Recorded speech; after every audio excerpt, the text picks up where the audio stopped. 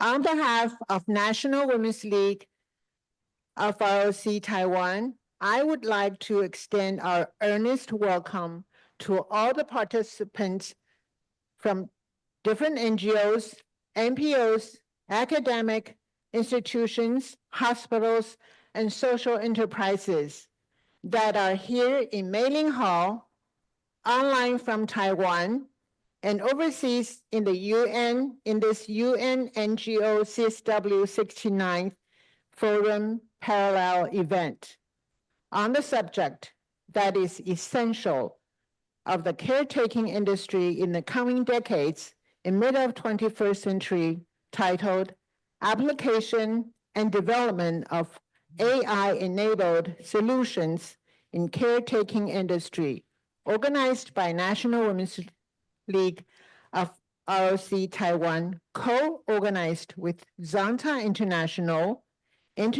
Network of Health Promoting Hospitals and Social and Health Services, YWC of Taiwan, Girl Scouts of Taiwan, Chinese Women's Entrepreneur Association, and Chinese Elderly Long-Term Care Association.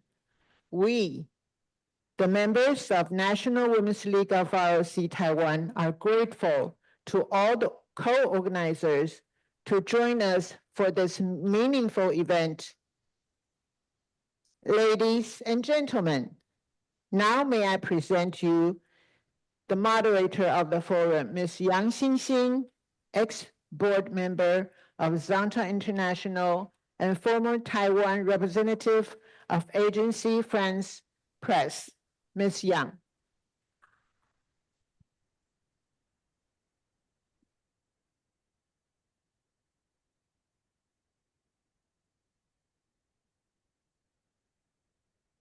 Thank you, Nancy. Good morning, and welcome to our CSW 69 virtual and in-person parallel event entitled Application and Development of AI-Enabled Solutions in Caretaking Industry. I'm Xinxin Yang, the moderator for today. I'm a member of Zonta International, which is one of the organizers. Today is our great pleasure to have 4 distinguished academics, professionals, and specialists to share with us their experiences, observations, research findings, and the programs they are undertaking, and their recommendations to issues relating to AI-enabled senior care in the aging society. They are Dr. Suti Cho, Chair of International Task Force on Health Promoting Hospitals and Age-Friendly Healthcare. We also have Professor Peilun Rao, professor at the Department of Industrial Engineering of Tsinghua University. Professor Rao is also Vice Dean of the Global Innovation Exchange. And we have Peishan Yang, who is social worker, a social work professor at National Taiwan University. Professor Yang is also a founding board member of Jubo Health. And we have Sabine Lin, who is researcher of Foundation for Women's Rights Promotion and Development. Professor Rao and Professor Yang will speak to us from Japan, where they are attending an international conference. I believe we will all be inspired, motivated, and empowered after today's program.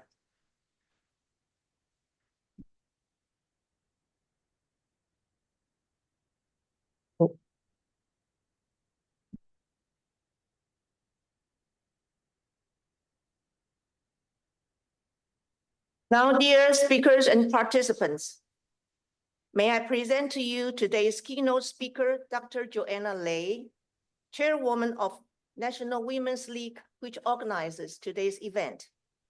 Dr. Lei is a dynamic woman leader in Taiwan with career accomplishments stretching from education, media and communications, finance and business investments, and public affairs. Dr. Lei is also an articulate commentator on major domestic and global events. She is also a China watcher. Now, please join me in welcoming Dr. Lei.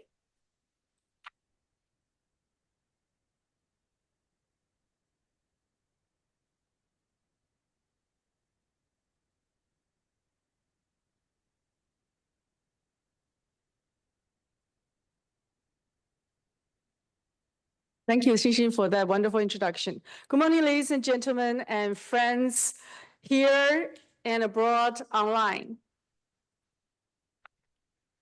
As we started embarking in this journey of organizing an NGO CSW 69 event, which was about September last year, we picked this topic.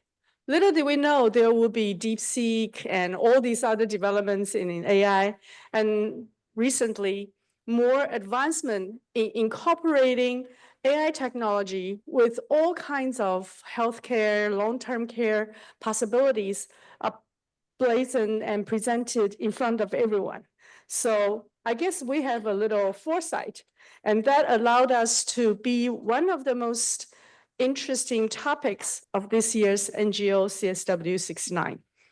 Let me do a little bit about the lay of the land, because there are a lot of discussions about technical developments, medical applications, but we're trying to look at how this new world can enhance well-being of everyone, and that would involve the roles of government, enterprises, MBO, NGOs, and social enterprises, so that the development will eventually be a tool to deliver better care, imagine better society for all of us as we are aging as well.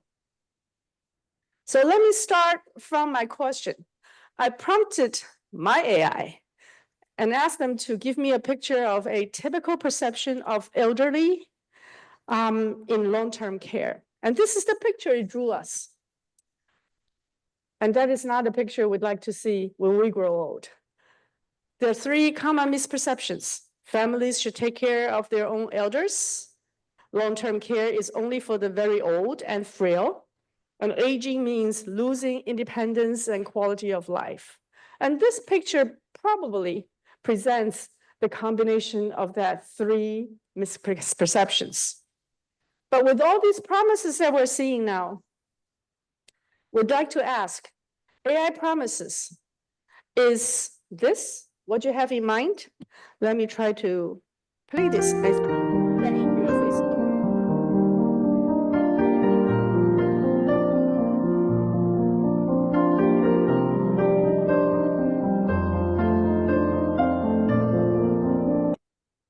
So is the AI promise merely an Internet of Things, adding A and M in the equation?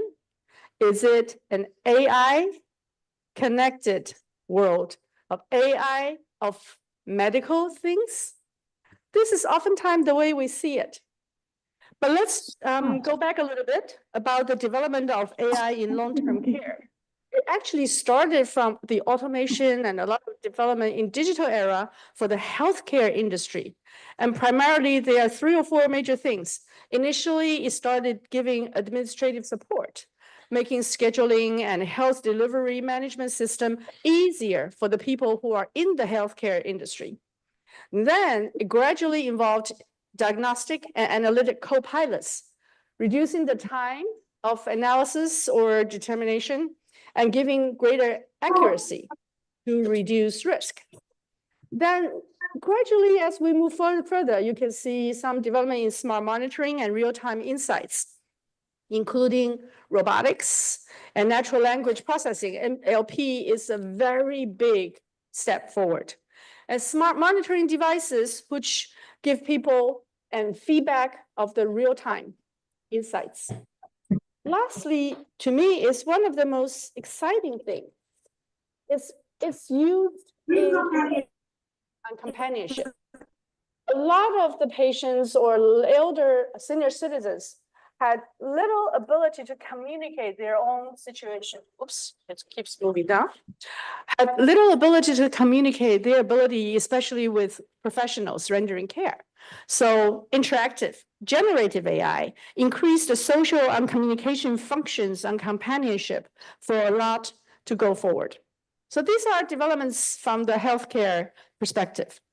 Later on, you have a lot more development in AI and potentially some applications in long-term care. And these are probably in progress and not all have been fully applied.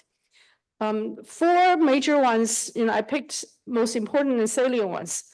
Machine learning and predictive analytic, using algorithm to analyze patient data, using AI-powered fall detection system, and anticipate reduce fall-related injuries. And these are things that with machine learning and predictive analytics enhance the ability for us to render those. Then computer vision and robotics, the robotic caregivers, especially the ones with some kind of a human form, can assist with mobility, hygiene, and companionship. Facial recognition ensures and enhances the understanding to give general and personalized cares simultaneously and to enhance security. Then the development in natural language processing, NLP, and chatbots give people a sense of having some kind of a companion. If you have a box in your home, you probably have already been talking and chatting with your box. And imagine in the future, it take probably a human form, will have more personable communication. It also enables voice-activated communication for people to command the environment and get medical needs when necessary. Last one is IoMT, and I want to add A in front.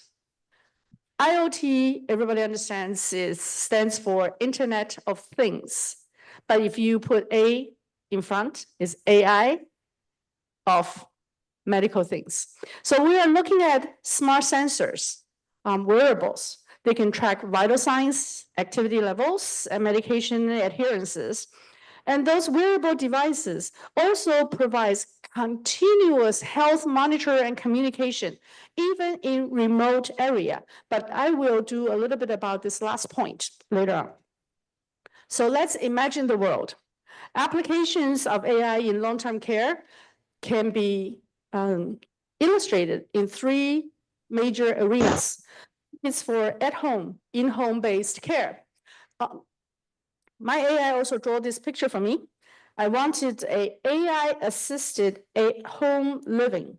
And lo and behold, initially the picture coming out was all machines around this elderly lady. But as you can see, it's not the purpose of having people staying at home and monitored in medical sense. It is to have assisted living, let that person receive quality care and even timely communication with the help of AI. So there are 3 major things that could be used. Remote patient monitoring, integrate wearables, because we have a lot of wearables. How many of you have wearables? Like your watch, monitoring your heartbeat and every aspects. A lot of them do. But what do you do with the wearables? You're supposed to upload it to a cloud. Few people do that. So the wearables is analytic and tracking tools with the AI assistance, even at home, those remote patient monitoring can be linked up. Second is voice assistants. Amazon has Alexa, Google has other assistants. If you look at China's a lot of boxes, they have very cute names. They provide you reminders, enable hands-free communications. The reminders can also be a timely tracking of your medication need and your other needs. We have a corn soup presentation later in today's session, and people can see other developments in that area. Then telehealth and AI triage is critical in optimizing the time difference when emergency happens. They can reduce unnecessary hospital visits, but they can also give you very timely diagnostic if necessary. My second question is to say, okay, imagine a world when AI is in assisted living and nursing homes. And that's my picture coming back. Of course, this is through many training and revisions. Initially, it was quite a gloomy picture too. Let's think about AI and putting it in a long-term care facility. In assisted living and nursing homes, automated medication dispensers can prevent dosage errors and enhance medication adherence. I often forgot whether I have taken my medicine or not. And with the AI tracking multiple people within a large environment, you can reduce those errors and do timely reminders. Then it's more than that. It's AI-driven health monitoring system analytics. Patient data and early disease detections in a group living or assisted living environment, you have multiple people, very massive number of data with the AI moving around can help you track each and individuals and provide timely reminders. Then the third and fourth ones are interesting. Let's think about social robots, Paro and Pepper. It will go to you and say, oh, good morning, how are you today? Or they'll say, I think you need some more exercise. And then you can have a very lively chat. When the manpower within the facility, the real assistance, time and energy could be limited. You can have another interesting tools. Mama in front of us once introduced a little robot about this big and to our National Women's League. It sat on the table and started engaging in a lot of activities, even physical activities with you. And Taiwan has great development in those robotics. The last one is coaching and social functions, teaching you how to dance, working with you in exercises. All of this can be a help for the next topic. For the AI worker, AI can be a workforce support, can be a help to those people delivering those care, help to caregivers. So AI in the workforce, it's not only potentially taking over a lot of daily chores and common activities, giving you timely feedback, but it helps the people, the caregivers. And that is a critical point because of some discussions about whether AI will replace our jobs. No, it will not. It will make your job easier if we deliver and develop to the direction we want to.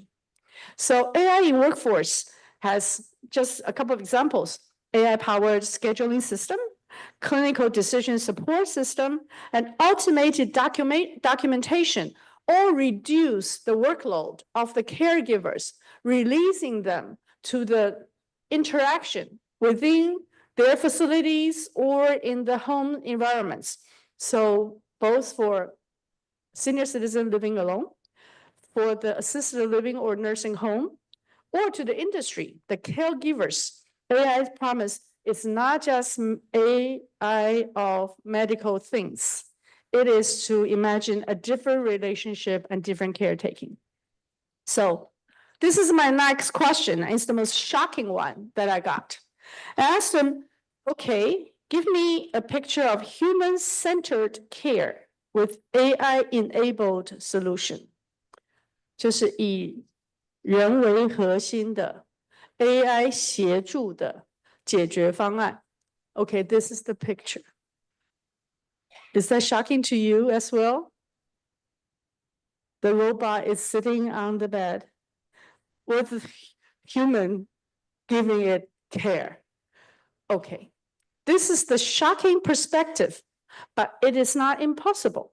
If we don't interject the people-centered philosophy and look carefully into what they call AI human, and sometimes they're just calling AI people intervention in their development.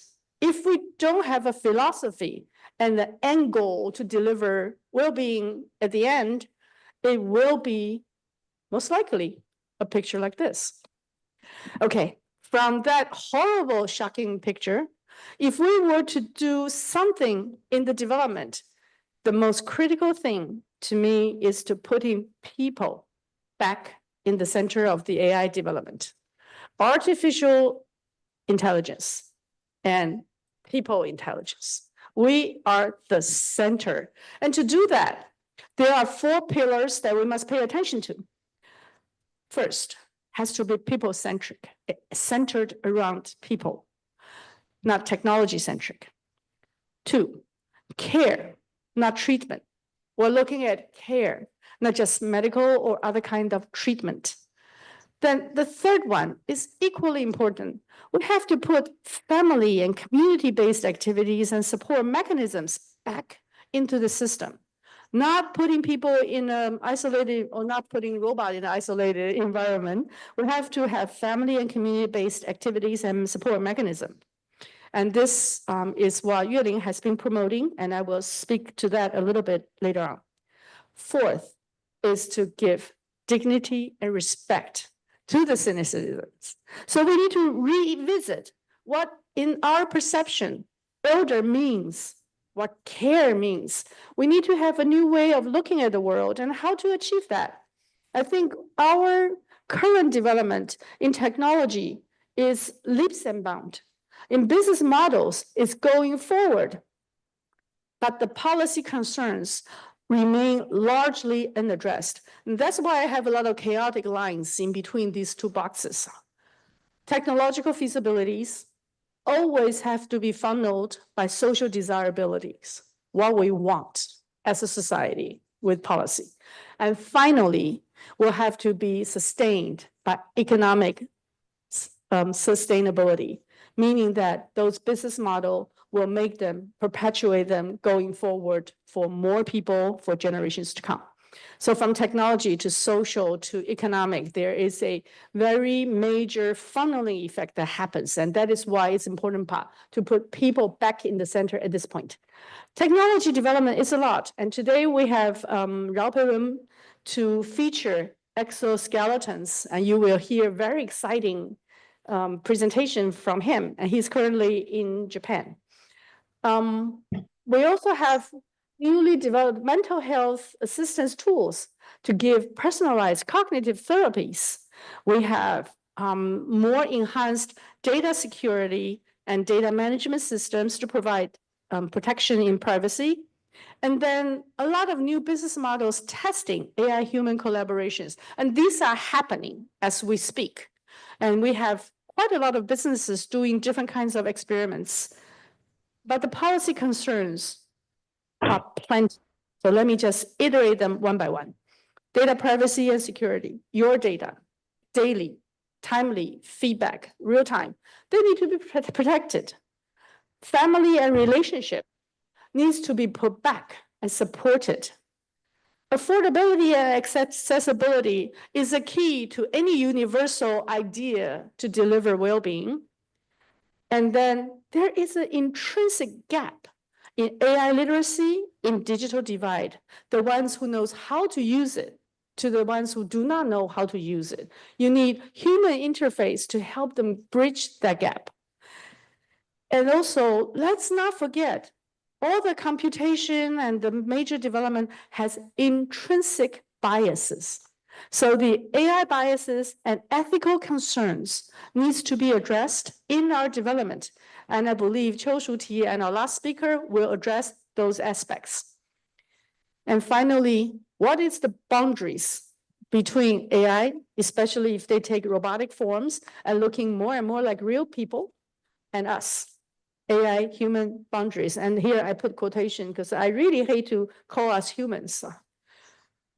Now, let me say a little bit about going forward. The last page was about what we need to address at this point. And then let's just move us and lift us up a little bit higher to dream a better future. So if we were to deliver universal care, anytime there's a new technology, it's always a promise to disseminate information, education, health services to people who are otherwise in remote location or under-resourced location can also be joined. So let's look at some of the barriers: availability, accessibility, affordability, quality of care in different locations. You all know different locations have different care possibilities, and ease of use and communications, to name just a few. So I added a few sort of hopes and dreams in our future.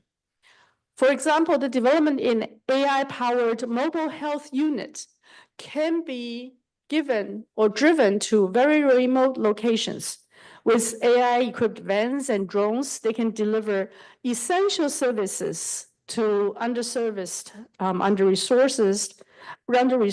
locations and regions. And the portable diagnostic tools can minimize the mistakes or time delayed without a full-fledged hospital nearby. We can also imagine a world with AI support to low-resource healthcare facilities and locations. You have a lot of outposts in different places. 有一些卫生所或是其他的类似的很远的地方的那些 outposts. Those are often manned with one or two individuals with little support of their work.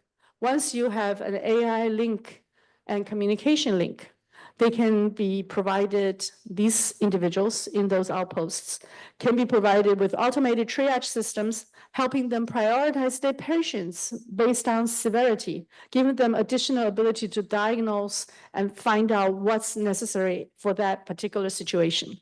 AI can assist healthcare workers with limited training in remote clinics, so they can be brought into the same level, at least same level of knowledge with their colleagues in other places. Then we can also imagine a world with digital healthcare accessibility and AI-based health literacy with the design integral to the overall system. AI-driven language translation tool to me is very exciting. I remember being in the United States, going to the hospital for the first time, and not having the ability to fully describe what my situation was. And I was a graduate student. So there were a lot of people who didn't have the ability to really communicate. But imagine now you can use your own language, and the natural language tools can either translate for you or even do a better communication on your behalf to the professionals who needed those very precise information to deliver health care or other long-term support. So language translation tool breaks the communication barriers. And chatbots and AI-driven apps can educate population about preventive healthcare and medicines. I worked as a scholar. We went to different countries, about 17 different countries, teaching people health control, AIDS awareness, AIDS prevention, and so on and so forth. And those can be used with very interactive tools in the AI world.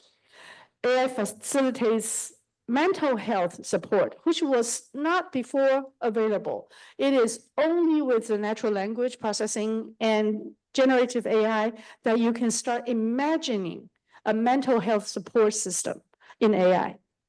So let me give you my next quest to my AI and their rendering. With the three major developments above, the last one is now we can imagine a world with applications for remote and under-resourced location. Imagine you live in a village and you have a little cute AI and they say, oh, good morning, Mrs. Wang. Let me check your wearables and I'm gonna upload your information and give you your advices. Or it can just on the location. And I saw a demo of a cute little robot and it was in a Chinese rural site. And was saying, oh, you know, how you doing? Oh, maybe you should use some of the Chinese herbal medicine. And they prescribes the Chinese herbal medicine to that little old man. That was one of the possibilities. Remote diagnostics, telemedicine, AI-enabled wearable and monitoring now can be uploaded and connected for managing your own health and your well-being. AI for long-term care and chronic disease management, including checking your medication and reminding you of when you needed to go and seek professional medical help. And it also can be used for mental health support, and that's only with the natural language capabilities that we're seeing the possibility. Now, also, should there be disasters, emergency situations. Remote locations are often isolated. So the other picture on this side is it provides emergency delivery with new tools such as drones and others, so that in emergency response, in drug delivery, in supply chain management, they can also be a very big help. And last but not least is for remote training, or real-time communication and decision support. So universal care has a very large barrier towards the last mile, just like when we look into the digital world. The last mile was the most difficult one. Trunks are easy.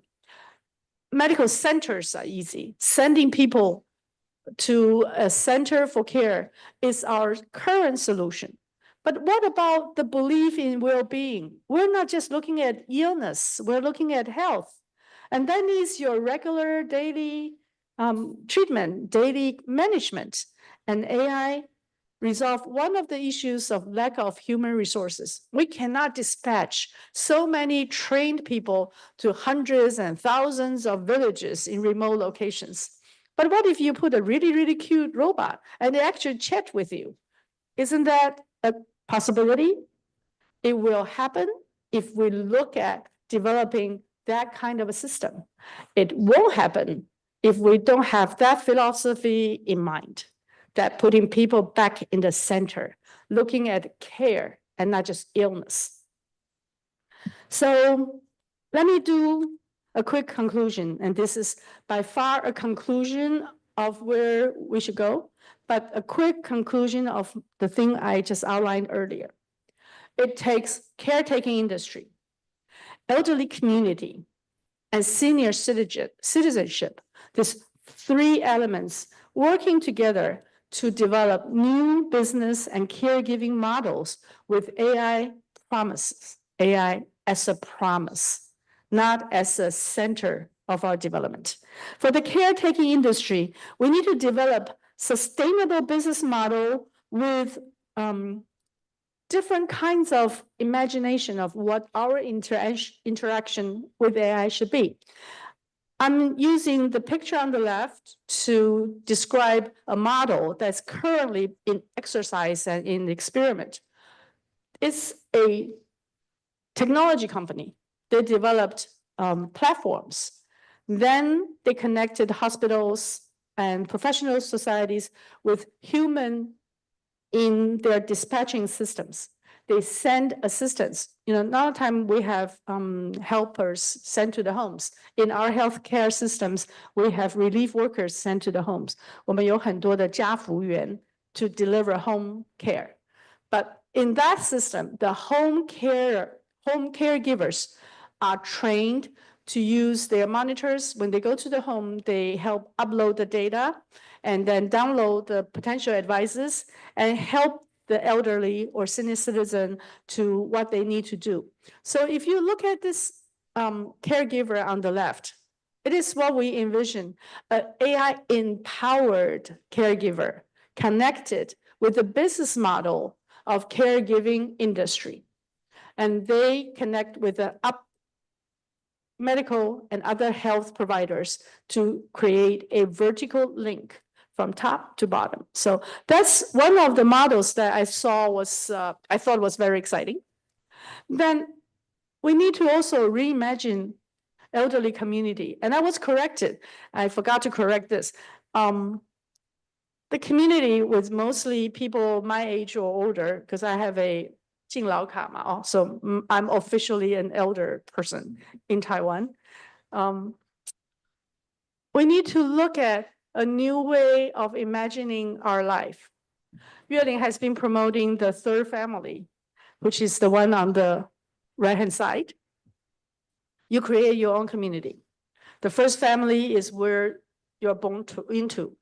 The second family is where you have children and you take care of others. But as people gradually age, you need to create your own community with families, friends, support systems, with people around you. And now we call it the third family, and lots of people and lots of places are actually promoting that idea. Build your own network so that your community is not alone, but is supported by AI. I put a little AI on top. So when you get together, you can have education, social functions.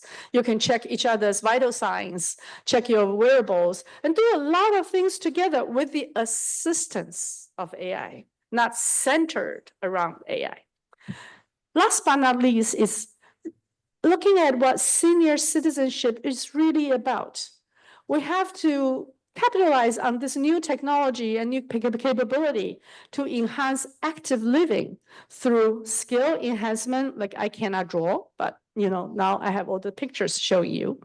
Through skill enhancements, workplace adaptation, physical therapy, training, community engagement and volunteering, and so on and so forth. All in all, it helps senior citizens to stay engaged at home, in workplace, and with society. So this is what I mean.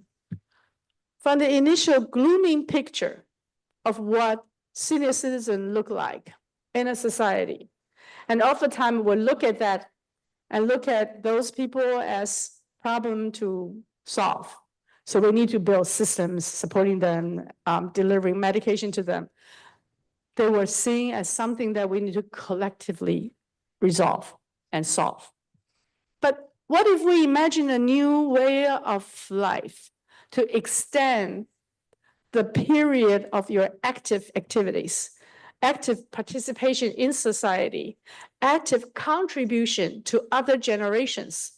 So the first man is like me. I was working on my computer, trying to generate all these pictures for today. And these are new skills that I never had. And if I weren't doing this presentation, I probably wouldn't have. The second one is, looking at the exoskeleton tools, a healthy senior can help others through volunteer work. And the third one is a senior woman can impart her wisdom to others. So, ladies and gentlemen, I think we need to reimagine what the golden age is about. It is not a problem to solve, but assets for the entire society and hopefully globally to capitalize. There were a lot of things that we need to work. We need to have standards established, development path built by smart entrepreneurs. But to us, NPO, NGOs, and other people who care about our collective future, we are also a stakeholder in this process. And that is why we organize today's function, and hopefully that will shed some light into our discussion going forward. Thank you so much.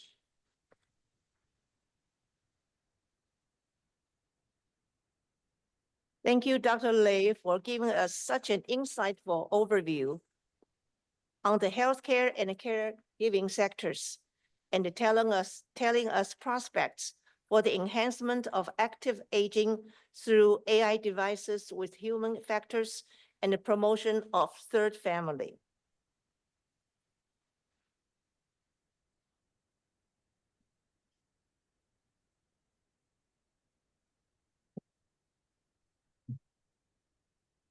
I'm also learning this skill.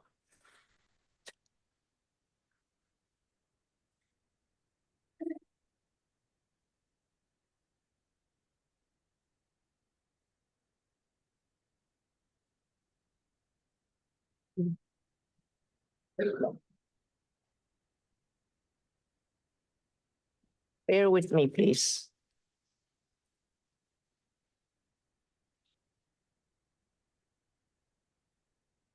Okay. Here we are.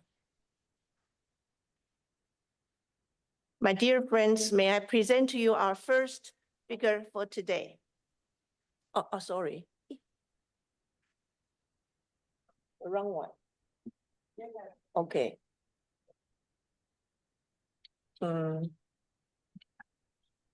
Okay. Thank God. Now, my dear friends, may I present to you our first speaker for today, Dr. Shuti Cho. Dr. Cho is a globally recognized expert in evidence-based public health. She developed the largest network of health-promoting hospitals and the first age-friendly healthcare recognition program in the world. Our topic today is AI-enabled community-based health service system towards healthy aging for all. Now let's welcome Dr. Chiu.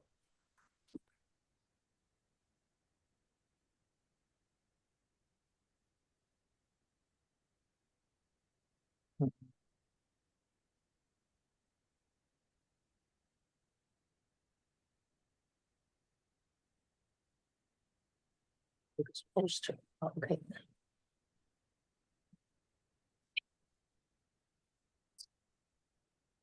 Thank you, Moderator Young, for your kind introduction. And dear the Honorable Chairperson Lei and Honorable guests, ladies and gentlemen, and dear colleagues, I'm Professor Shuti Cho. It is my greatest honor and pleasure to attend this session to share with you some progresses in this field of age-friendly healthcare. At the same time, you can see how challenging my job would be to speak after Chairperson Lai. She brought us the very rich, very dynamic, high-tech, yet also high-touch presentation, which is very fruitful and educational. But I think at the same time, with her very fruitful content, it also made my job easier. And I will mention that, as you have heard from Chairperson previously, and when you hear anything that she and I both mentioned, it's easy to tell that those elements might be very important in today's topic. So I'm going to talk about AI-enabled, community-based health service system towards healthy aging for all. And I will briefly introduce what is the ideal health service system which can bring us towards healthy aging, not just for you and me, but for everyone. That's very important. And then how is AI enabling such a system? And then I will conclude with challenges and the perspective forward. So what is the ideal health service system towards healthy aging for all? According to UN's Decade of Healthy Aging 2021 to 2030, which was approved by the UN General Assembly in 2020, the vision is a world in which all people, everyone, can live long and healthy lives and to leave no one behind. And in its plan of action, there are 4 areas for action. And among the 4 areas, I'm going to focus my talk on the 3rd and 4th one. The 3rd is to deliver person-centered, integrated care and primary health services responsive to older people. So it's not going to build larger and larger medical centers. It's the person-centered, integrated care and primary health services that's helpful for healthy aging for all. And also it's important to provide access to long-term care for older persons who need it.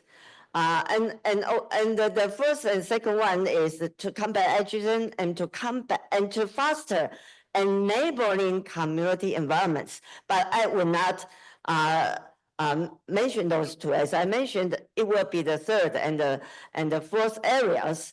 And UN provides recommendations to foster the development in the 3rd and the 4th areas.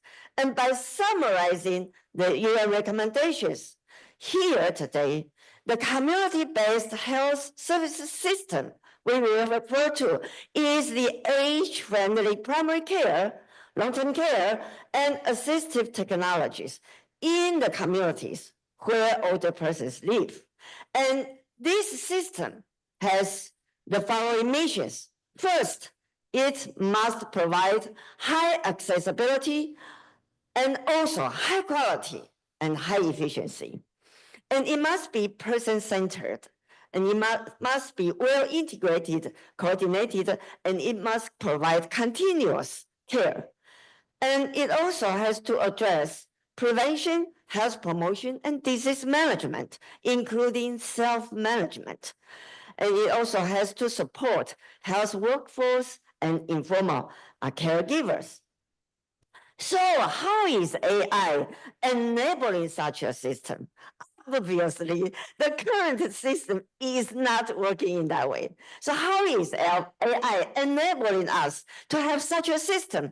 I will introduce on 4 dimensions of development. First is to strengthen the capacity of community-based primary care and long-term care facilities. They are not the big hospitals with many machines and many subspecialists.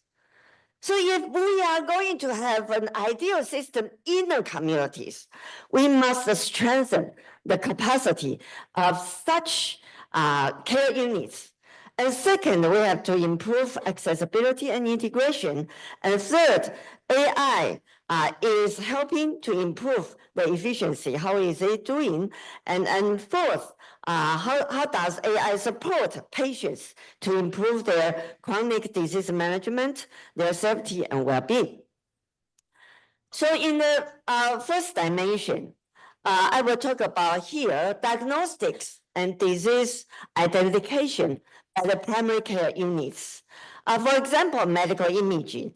AI enables quick and accurate interpretation of such images, even though there is no radiologist there in the primary care clinics or in the long-term care facilities. Yet, by the support of AI, for example, mammography screening. With screening, it means we have to do it to all the women aged 44, 45 and above. So there's a huge amount of images, but AI can support us to do the very quick first-hand interpretation. And also for sonography. For mammography, we need to have good sensitivity. For sonography, for example, for thyroid gland, that's the other issue which currently we are bothered with too many false positive results. So we would like AI to assist us in specificity.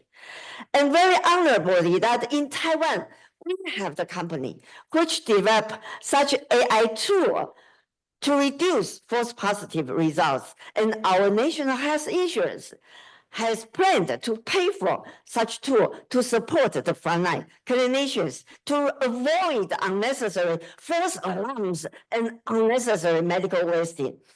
And then we also have AI-assisted EKG. You can use that in the long-term care facilities.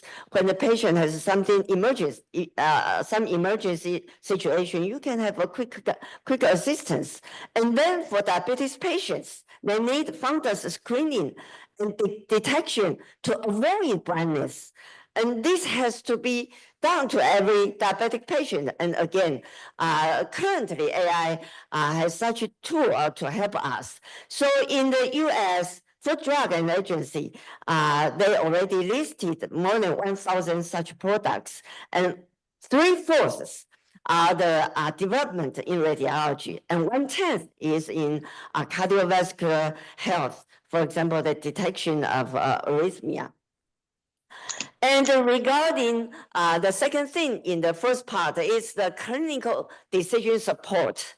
And according to this very recent scoping review, it looked at artificial intelligence-based clinical decision support system in primary care. How is it helping the primary care physicians? And it shows that 3 among 5 studies showed that it's effective in enhancing diagnosis, treatment, and adherence to guidelines. So our primary care physicians can make the treatment plan according to guidelines. This will greatly improve quality of care in the primary care level. And it also helps physicians inform their patient better.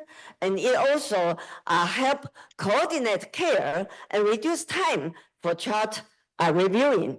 And regarding support for prevention and health promotion, AI helps us in doing fertility risk assessment and full risk assessment. And also it helps remind cancer screening. So who are the patients we should arrange for cancer screening? And they can also help scheduling and the communication with those patients who should do the screening.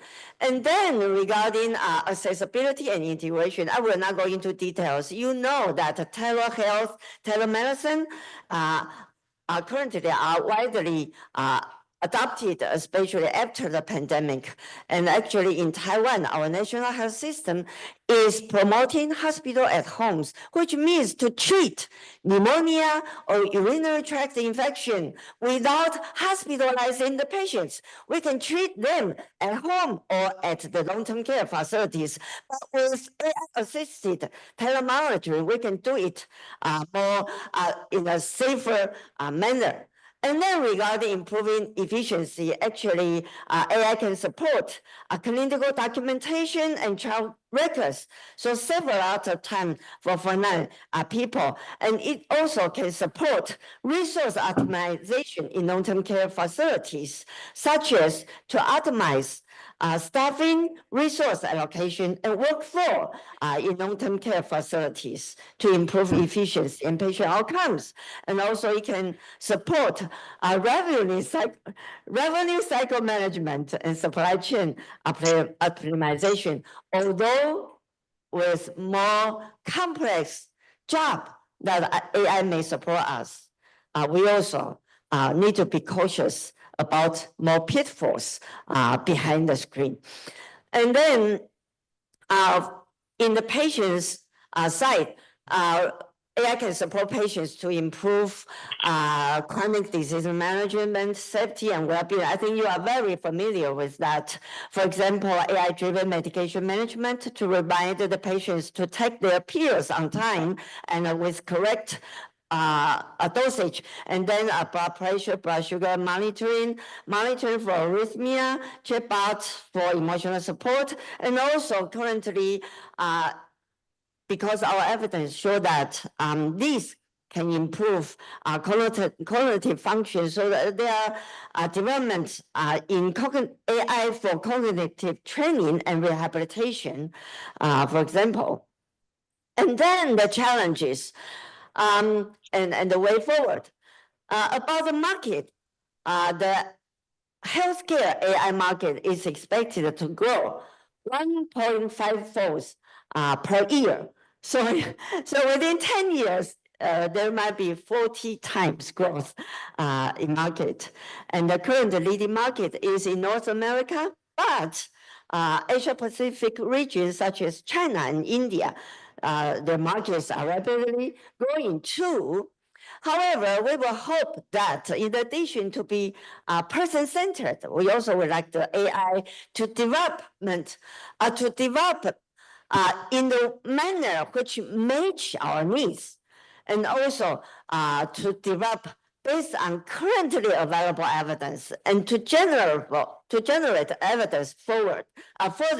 And also, it's very important not only to have this development for people who you are working at the front line. You are asking, are we adopting them, and how are we going to adopt them? It's very important. If they are not adopted, they will not create any help or impact.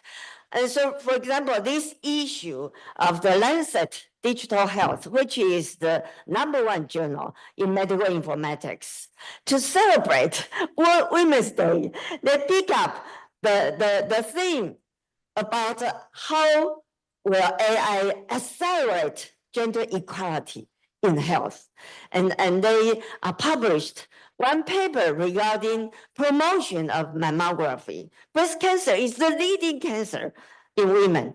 And also it published the paper about AI-enabled EKG for sex-related CV cardiovascular risk assessment. So because for older women, actual cardiovascular risk is something, especially after menopause, but that is something very often neglected. And our risk is a little bit different from males. So you see, it's very important that we look at the major issues and we look at it with a gender sensitive way. And for healthy aging, for example, there are key domains of intrinsic capacity about our function. So vitality, mobility, mental well-being, cognitive capacity, hearing, and visual capacity, these are the important areas. And for preventing disabilities, for example, I've mentioned cancer, cardiovascular health, these are non-communicable diseases. And also prevention of falls is also very important. And for health promotion, physical activity, nutrition, and oral health, these are the very important areas. So we hope AI development there's a brain to direct where should we go to and how are we going to help people. And then for evidence-based development, for example, for fall prevention, fall risk assessment, AI is doing a good job. Fall prevention is multidimensional. So in addition, for persons, individuals, it's important to have gait and balance training. And then environments are important. We need to do home-based assessment and modification. And then we need pay attention to medical system about medications. So it's a multifactorial intervention. However, in the AI development, forensic assessment is doing pretty well. But then there are a lot of efforts for detection, thousands of publications. And then in a recent article reviewing on what to do for fall prevention, it focuses on individuals, not on, it neglects environmental aspect. And no wonder that in a recent review for the World Guidelines for fall prevention, in this aspect of technology, it says that current evidence does not support wearable devices for fall prevention. So you can see, but why didn't they also look at AI? Perhaps because at that time the ChatGPT was not born yet. But currently, we can also apply AI to help us. What's the currently available evidence to have a quick view so that we won't go the wrong way? Okay, then how to improve adoption? Here are these factors. We can see that trust is very important. The accuracy, the experience and openness of AI tool is very important to build trust. And also internal factors such as ease and efficiency of use, such as ability to complement clinical judgment, and external factor, which Chairperson Lei mentioned, privacy and liability, and the finances and the technology infrastructure. These are important. And what I mentioned, impact and evidence-based, that's the outcome. Anticipated impact on our patient care, our patients, on the provider, to reduce provider burnout, to improve patient and provider relationship. These are all important. And this is the recent review just published in this issue of the bulletin of World Health Organization. It looked at how frontline people perceive as important to improve adoption. And the results just echo the previous slide I gave you. So, and it should be gender sensitive and age and culture are sensitive. And currently, perhaps within 5 years, AI is not just the tools to use them, but also it can become automatic and work in a proactive and system-based way so that AI becomes our teammates. So we call it agentic AI development. This is just published last month in Lancet, the #1 journal in medicine. And so it says that it might be able to proactively monitor our data and identify issues and to propose solutions for us. And it can track patients' conditions over time. And then it also can help us orchestrate various AI tools to improve our performance.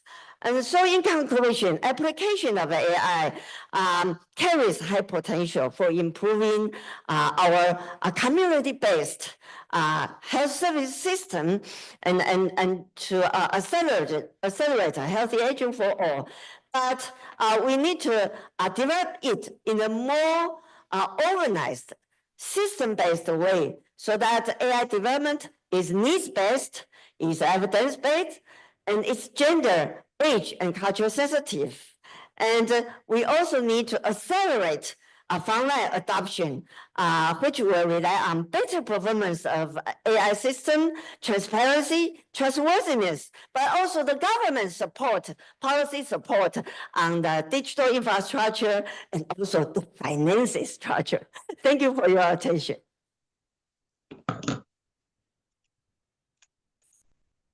Thank you very much, Professor Cho, for introducing how AI development is enabling community-based healthcare system.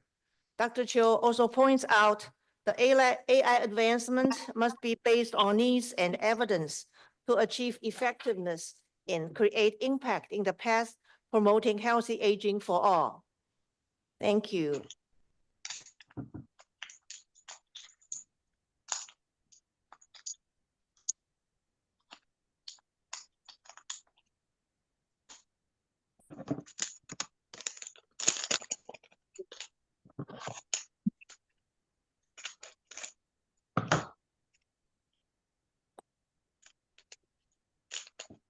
Our next speaker is Pei-Lun Rao, engineering professor at Tsinghua University.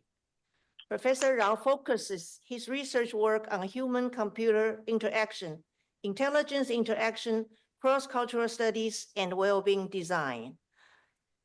Professor Rao will speak to us from Japan on the theme application of AI in elderly care, research and innovation in human factors engineering.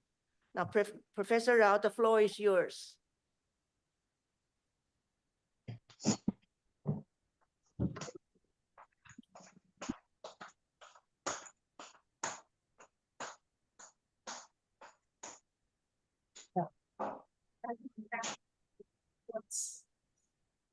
Thank you very much. Please allow me to share my slides.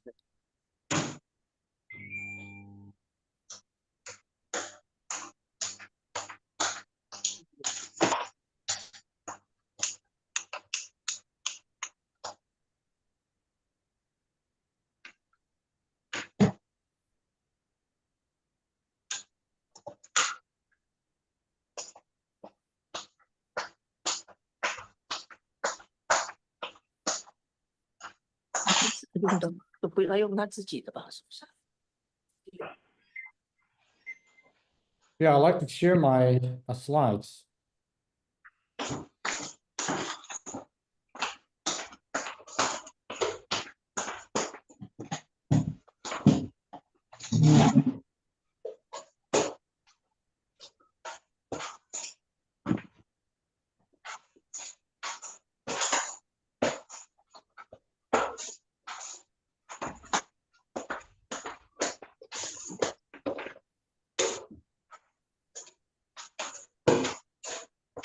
All right. Thank you very much. It is indeed my pleasure to speak in a special session with so many distinguished speakers. And I feel excited, and I have learned a lot from the previous two talks by Dr. Lei and Professor Cho. I'm very energetic. I'm and they're very excitable. I really enjoy them. Now it's my turn to talk about application of artificial intelligence in elderly care. And my background is human factors engineering. I work with Tsinghua University, but not the one at Tsinghua, the other one. I can introduce my research area a little bit, and I'm more than happy to hear Dr. Lin mention human-centered design or human-centered AI. This is a key word. In our area, we call it human-computer interaction. And you see we have human in front of computer, right? So in this picture, it kind of illustrates our idea. On the left side, you see human. And through interactions, through interface, we work, we collaborate, we communicate with machines. And AI either supports the interaction or embedded in a machine to understand human better, to support human. And human-centered design is not just a concept, it's a way, it's approach, methodology. So in the development process, in the development life cycle, we proactively, actively get users involved. And in this case, we're talking about older users, older people.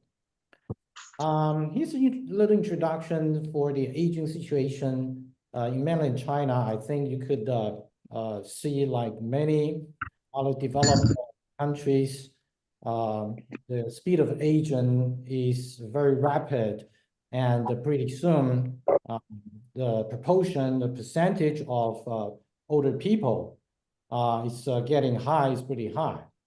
And so there are also a lot of AI applications in elderly care here and there. 3 examples. First one, like smart monitoring and early warning. So we could use an AI-powered health monitoring system to analyze ECG data for older people. And in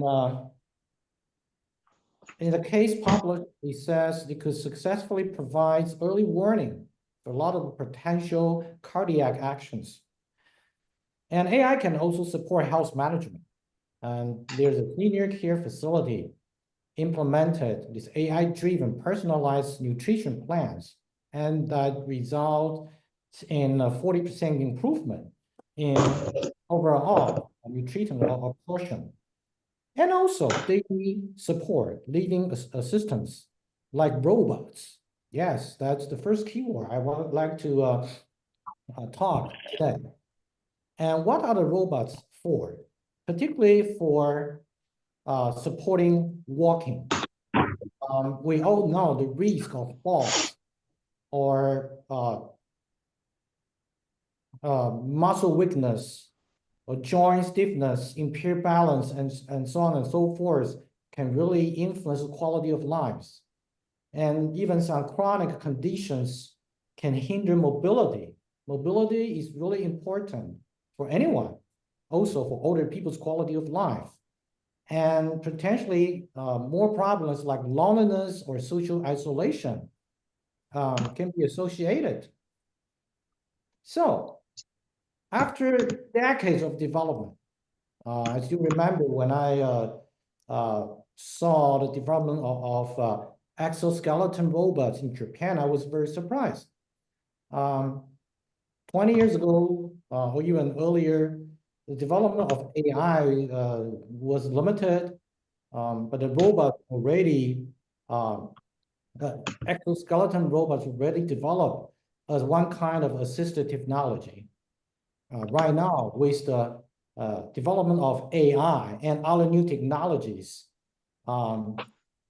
exoskeleton robots, we believe, can help older people overcome walking challenges and also reduce fall risks. And with AI, these devices, these robots can be customized to individual needs, ensuring much better, comfortable, healthy walking experience. And you probably have heard about Elon Musk is working on brain-computer interaction. what about using your brand, using my brand to interact with robots, with exoskeleton robots? This combination could be a interesting thing, new technology, new innovation to help more older people. Let me give you what AI technologies can support, can advance exoskeleton robots. First of all, AI can continuously analyze user gait. Do you have a smartwatch? If you have an Apple Watch or any smartwatch or smart bracelet, they can measure your gait, like how many steps you walk, right? And even your heart rate, and all this can be included as exoskeleton robots. Excuse me, I think there's an audience with your microphone on. The one using the Huawei device, excuse me, can you maybe notice, stay muted? Thank you very much. And the second advantage of AI technology for exoskeleton robots is personalized adaptation. AI personalizes the exoskeleton settings based on the user's body and behaviors. And also predictive maintenance. AI monitors the exoskeleton's performance and even can predict potential failures, and also maintenance. By the way, I'd like to introduce a concept for you to understand this exoskeleton robots better. It's like vehicles. Vehicles like, all right, motorcycles, like cars, bus, trucks. So if you are thinking about these robots, particularly exoskeleton robots, technology-wise, these machines have motors, battery, meaning power, some gears, and computers or computing devices, chipset, of course, and sensors. So the machines, this technology is pretty much like those vehicles. First of all, in terms of, say, cost and price. And secondly, with the support of AI, don't forget, these devices can be connected to the internet, wireless internet. So a lot of data can be stored, collected, analyzed locally or remotely. All right, I haven't finished. There are three more advantages with application of AI for exoskeleton robots. There will be increased strength and endurance. AI can adjust the exoskeleton's strength, and also collecting data, which is talking about those devices can be connected for sure. And with that data, with machine learning algorithms, AI can continuously adapt to the user's movement patterns. All right, enough of talking. Take a look. Again, think about an idea of vehicles. So cheaper ones could be like two-wheel motorcycles, or more expensive one like four-wheel, like say sedan, like a car. And there could be some very expensive vehicles, right? But there could be some vehicles much cheaper for certain situation or satisfy certain needs. So here you see different kinds of exoskeleton robots. So some can support regular or typical users. Some can even support people with special needs. I think in the fields, you don't have to be an expert. You don't have to be a physician, neither any medical expert to see how this technology can help. And again, not just exoskeleton robots with the support of artificial intelligence. On the left, it was before the 15 sessions of rehab. On the right, you see, even without this exoskeleton robot, this gentleman can walk by himself. I think if you were there, witnessing, seeing people can do that, and even seeing the tears, the laughs on the face of the user and the user's family, I'm pretty sure you'll be touched. I did several times. And again, like vehicles, there are different kinds. You don't have to have a very big one, very expensive ones. There are light ones, there are simple ones. And also check the left case. The left lady, the lady works all right, you see? You can see a lot of people actually working around us, they're doing all right, but with this exoskeleton robot, it can be better. Why not? All right, and again, this machine, it's not like expensive, it's not like complicated. Is it right? The lighter one does not need many motors. It needs a smaller battery, less gears, and less sensors.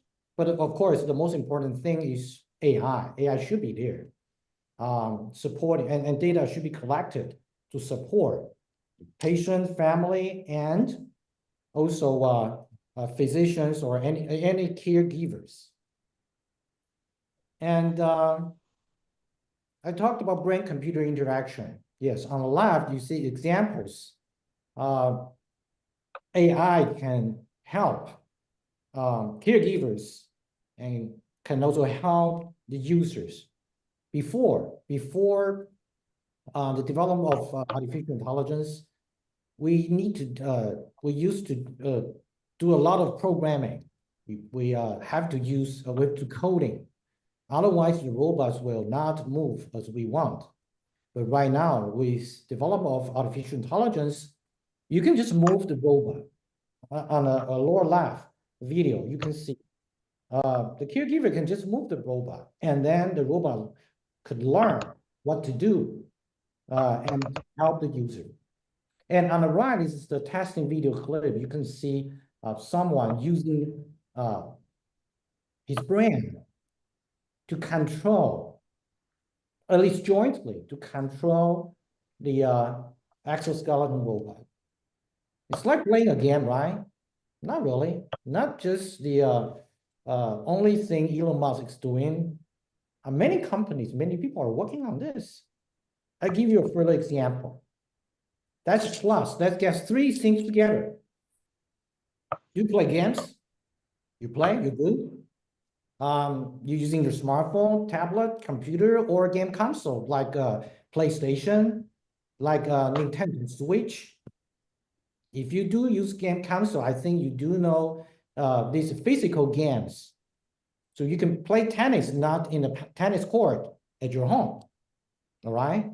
Oh, I forgot to mention Microsoft Connect. You can do a lot of things.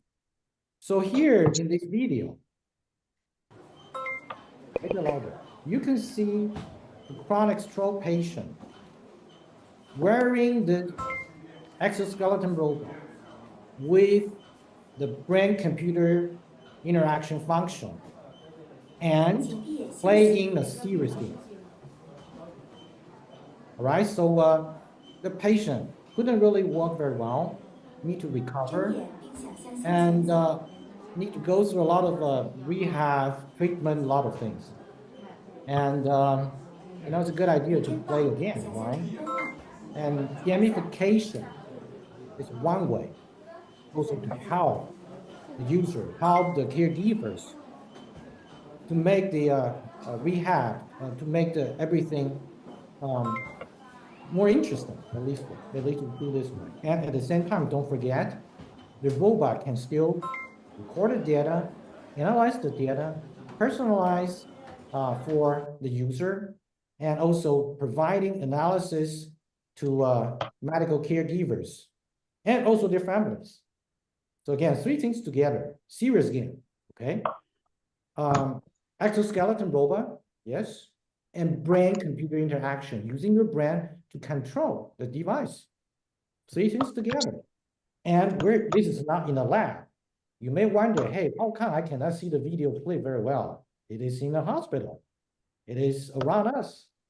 It is not something very, very, very advanced. It is advanced. advanced for sure.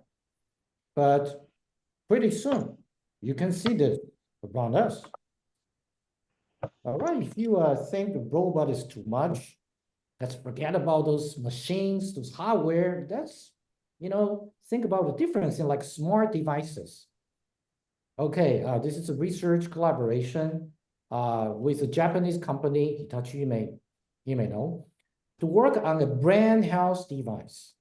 So the concept, the idea is no longer like vehicles, it's just like a smart device, like your smartphone, like your pad or laptop or any smart device with some sensors fixed on the headband near your forehead. This device can collect data based on functional near-infrared spectroscopy and for the user's brain health. So how can AI support, first of all, data monitoring? Similar idea, right? It can do a real-time brain monitoring, monitoring of the blood oxygen level changes before people need to go to lab, go to hospital, and with a lot of sensors and machines and gather readings is not so easy for the users and neither for the physicians. But in this case, we're thinking, hey, can we have some simple device? And again, personalized intervention. All the data can be analyzed and personalized for the user. And for the user, not just recording an observation, for progress tracking and treatment and assessment. And I can show you what we did. We did some user testing. One important thing of human-centered design, human-centered technology is, again, actively involving users through the development life cycle. So we are pretty common, we have users to do some tests. We test the machines. We ask users, we invite users together with us to test the machine. We're not testing the users. And so in this case, our users can try this device and doing some simple tasks using your brain, again, brain-computer interaction, using the brain to control, to monitor, and then the performance will be provided as feedback to the user. This is what you can see on the left side. So thinking about if you could have a little, again, it's a new smart device linked to your smartphone or your any other smart device and doing some little exercise. I'm not talking about physical exercise. I'm talking about cognitive exercises. To be honest, I think sometimes I think I do need that. Sometimes for relaxation, sometimes for stay focused. But anyway, it's kind of a exercise. And we're also doing this. We're thinking, yeah, we can also use this device linked to a robot. So this is the now robot we have in our lab.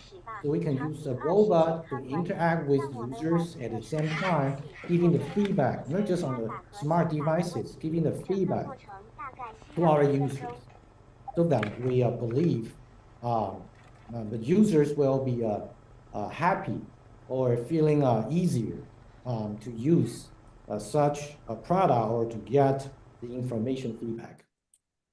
The last one isn't really our research. It is a little case I find out. It could be the last case for my talk, meaning if all the devices, robots, new technologies are too much for you, this could be one simple case, just based on large language model. In this case, Microsoft or Asia Research Institute, they have this personalized cognitive training. They call it framework because it can be further developed as a smart application. Or you use social media. You use social media to talk to people, to interact with friends and families, right? What if there's an agent or if there's a robot chatbot interacting with you on your social media, which is Line, Instagram, Facebook, so on and so forth, and ask you to do some little things. It's like a daily conversation, but the purpose is to support our cognitive functions, or even, again, it's like a cognitive exercise, a little training. What about that? And the agent or the conversation can be, the one way to interact on the social media can be easier. You don't even need to download an application. You can just just do it. Coming back to the case. So this case, this little framework saying, all right, just do some little cognitive training and forget about robots. You don't need new devices. You can just download an app or start a new conversation with a chatbot and try to recall, try to memorize something interesting. For example, like I'm in Japan. Hey, if I ask you, hey, what about your last trip in Japan? How do you feel? Right? That sounds like a daily conversation, but it's actually could be some informal cognitive training based on the development of large language model. And I have another case, a little case not showing here. It's a application supporting mental health using generative AI based on the drawing function of AI. If someone doesn't feel so good, we could ask the person, hey, just draw your motion, just draw something.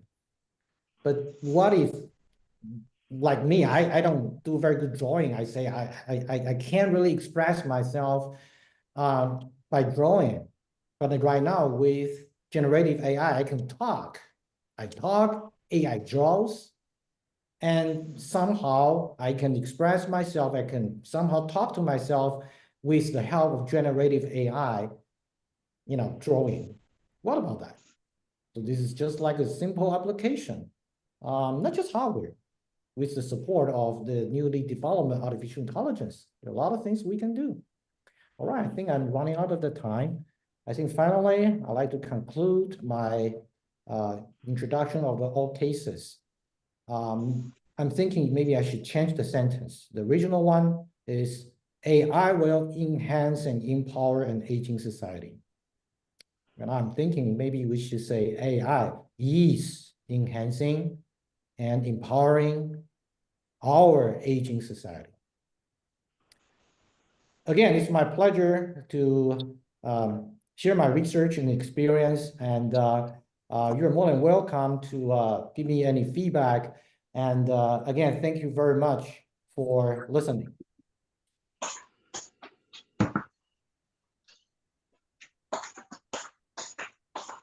Thank you, Professor Rao, for sharing with us how AI and robotics can be applied in elderly care. The two representative cases on exoskeleton robots and brain health monitors are very impressive and informative. Thank you.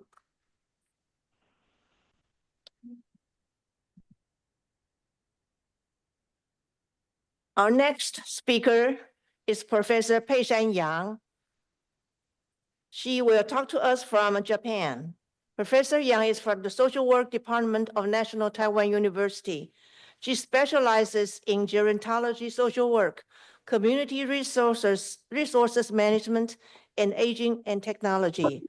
Her presentation is entitled, Taiwan Can Help in Health and Care Industries, the Examples of Corn Soup Platform. Her assistants will help with the technical side. Thank you. Thank you. Can you hear me? Yes, please. Okay. Yes. Thank you, Moderator Yang. And ladies and gentlemen, I'm Peishan from National Taiwan University, Department of Social Work. I'm also here today presenting to you from Fukuoka, Japan. Fukuoka is an active aging and dementia-friendly model city, so I'm very happy to make my presentation today at Fukuoka. It is really a great pleasure to present here today at UN NGO Forum. I received my MSW and a PhD in social work at Columbia University and spent about 10 years of my life in New York, studying and working as a certified social worker at a Jewish home and hospital, currently the Jewish Home Life Care. I had gone to UN Square many times back then, and today I'm presenting online.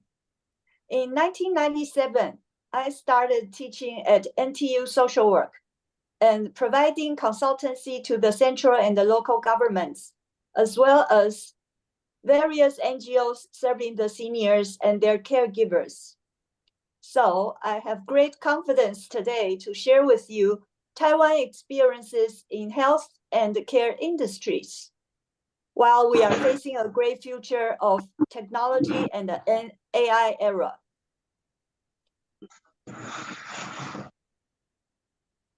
Can you see my PowerPoint?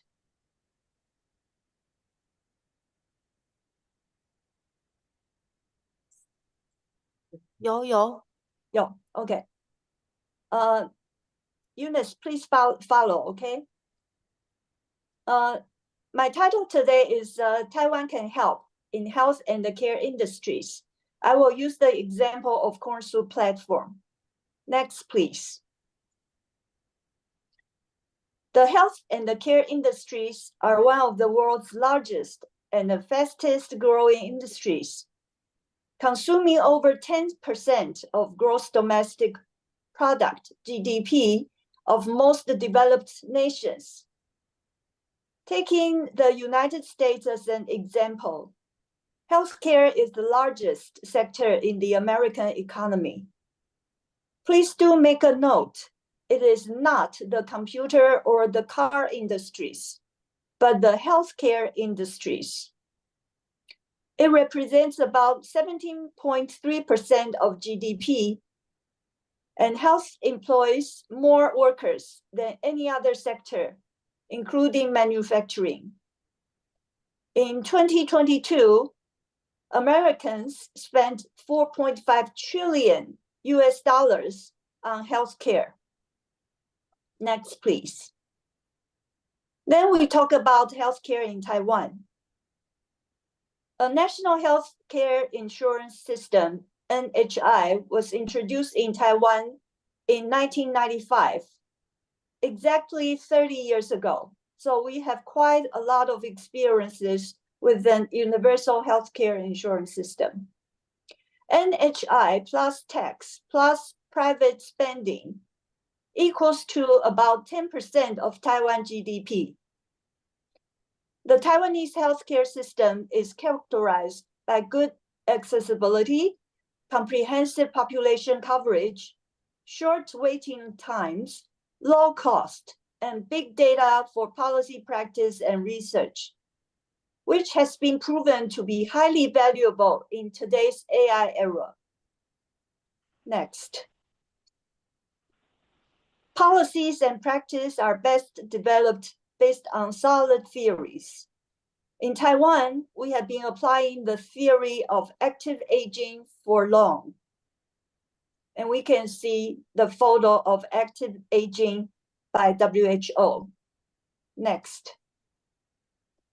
Active aging was announced by WHO in 2002. It promotes maximizing opportunities for older adults in health, social participation, and security.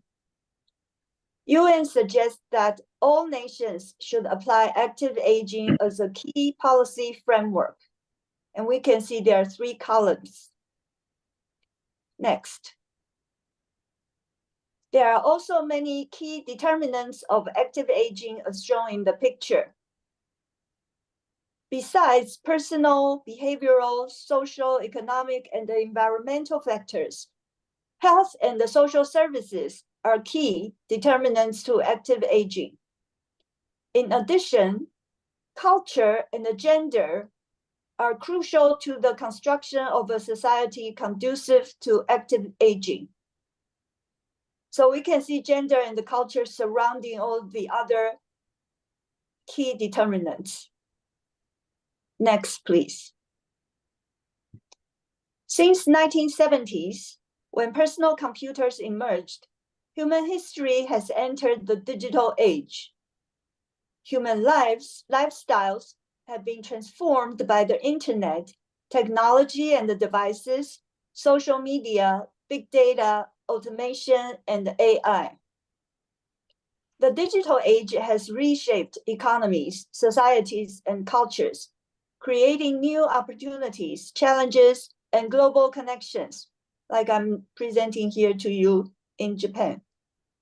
Telemedicine and the e-health platforms have made healthcare more accessible to people in remote or underserved areas, improving healthcare outcomes and addressing disparities and inequality.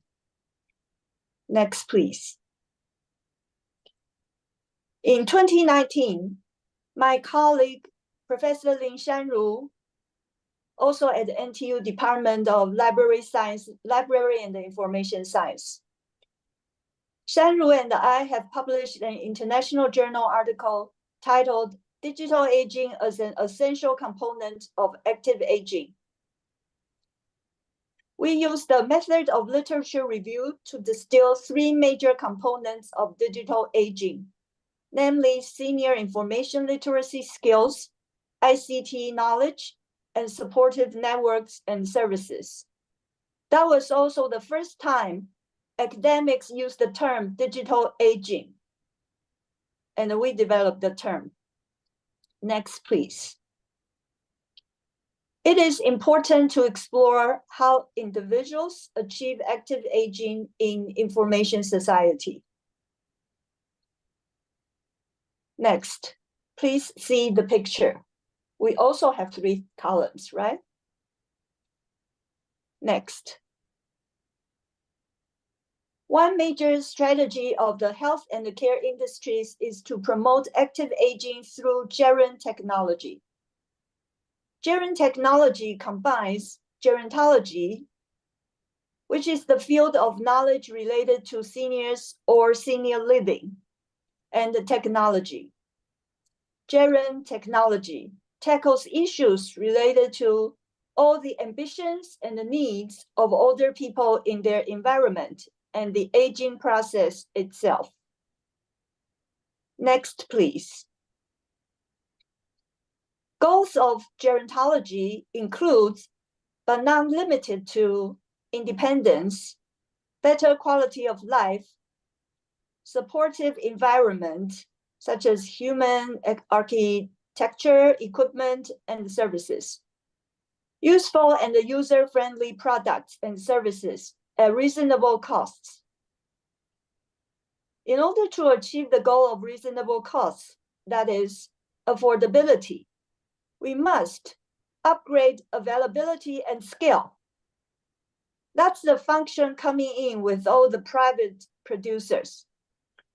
It means that we need more and the bigger service and product providers, producers and providers in the global health and the care market. And Taiwan cannot miss the market. Next. Let's see some applications in gerund technology and the related industries, such as sports and fitness, healthcare, housing, employment and work.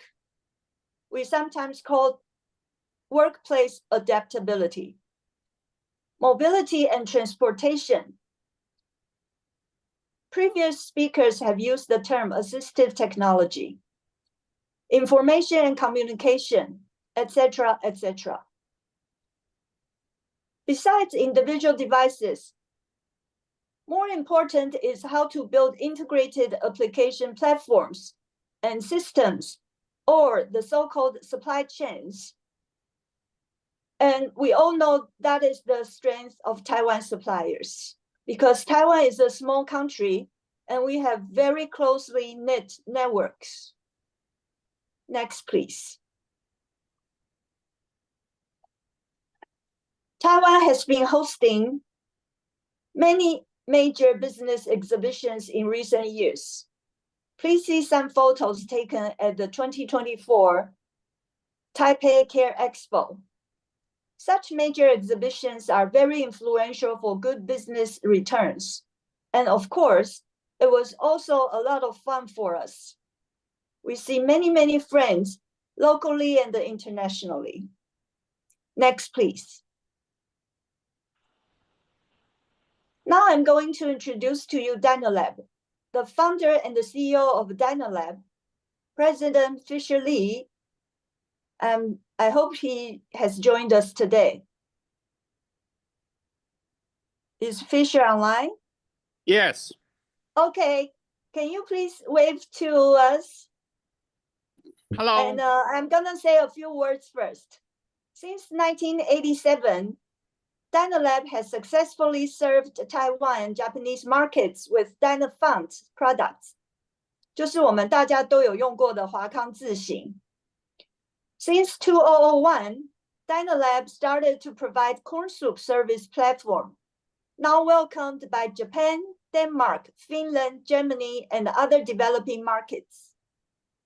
Dynalab works with many partners to make the world safer and happier. Fisher always says that the happiness of people has been his primary concern while he invents the platform of corn soup. Next, I'm going to invite Fisher to explain to you what corn soup is. Fisher, please take the floor. Thank you, Dr. Young. I'm very happy to be here to present you our new disruptive innovation called corn soup. The reason we call it corn soup because I'm always hungry, like Steve. The picture here shows an elderly lady watch our corn soup through a big panel. And through this big panel, we can integrate multiple services to the TV. I'm now in Yamaguchi-ken, working with one of the largest retail stores here. We plan to support the senior citizen from government and the private sectors. Next, please. This chart shows that a user using corn soup could get the service from multiple dimensions, including food, clothing, housing, transportation, healthcare, and many others. Next, please. So this picture shows that elderly people can dial their fixed line telephone. Then this telephone will turn on the elderly user's television. So without adding too much hardware at all, and no need to learn new way of using appliances. So the elderly people can use the telephone, then trigger the TV, turn into a service kiosk. So once they push the button on the remote controller, then one service provider will show up on the TV. Then after a couple of minutes chatting, he or she can invite the second one to show up on TV. So this picture shows it's a three-way conference call on TV today. I just signed a contract with Nagato City in Yamaguchi-ken. It's a very small town with only 30,000 people. I signed a contract with the mayor, and they are very happy and excited to try out this in Japan. Afternoon, I'm going to meet with their superior organization. They have 1.4 million users. So I believe working with our Professor Young, we can extend our experience in Taiwan, then to Japan, from smaller city to large metropolitan. I am eager to learn from you. The last thing I want to say is our system could put AI engine into the server so the elderly people can dial and talk to the AI. The AI could show a graphic on TV. So perhaps Japan and Taiwan will become one of the most AI support country because of this infrastructure readiness. Thank you. Thank you, Fisher, for your wonderful dedication and your great success in Japan. Thank you. And we hope to use the Cornsuit platforms very soon in Taiwan. And we can all Yes. make the life easier and happier for seniors. Thank you. Thank you. Take care. After his words, let us see a short video of Cornsuit so the audience can have a better understanding.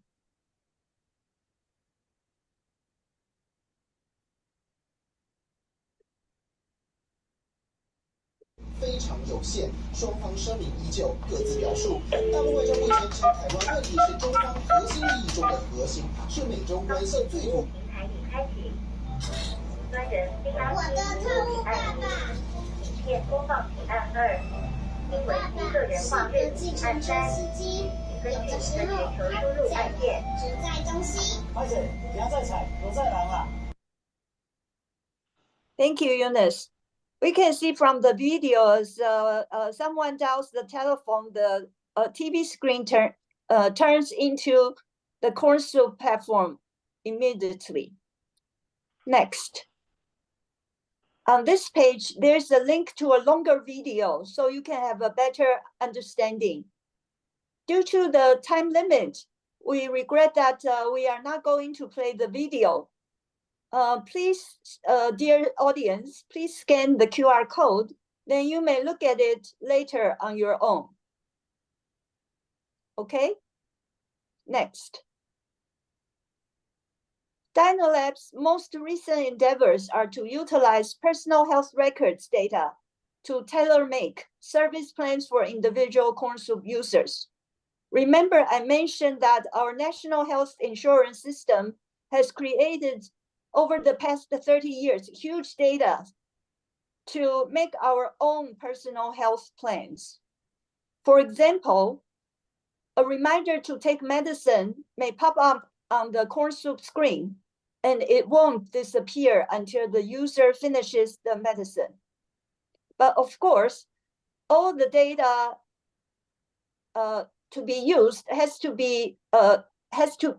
individuals have to agree his or her data to be used. Okay, so we have to follow the privacy guidelines.